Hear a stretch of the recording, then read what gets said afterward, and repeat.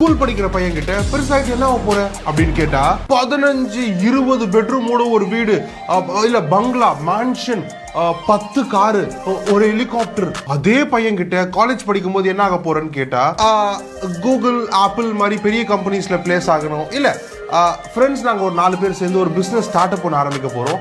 So பார்க்கலாம். Well, அதே பையன் கிட்ட காலேஜ் முடிச்சுட்டு 2 வருஷம் கழிச்சு என்ன பண்ண போறேன்னு கேட்டா லைஃப், காலேஜ் படிக்கும்போது நல்லா இருந்துச்சு, தெரில, லைஃபே பிடிக்கல, ஒரு மாதிரி எப்பயுமே டிப்ரெஸ்டாக இருக்குது, தூக்கம் வர மாட்டேங்குது. இங்கே எல்லாரும் பணக்காரன் ஆக முடியாது, அதெல்லாம் சும்மா பிறக்கும் போதே பணக்காரனாக இருக்கணும், இல்லைன்னா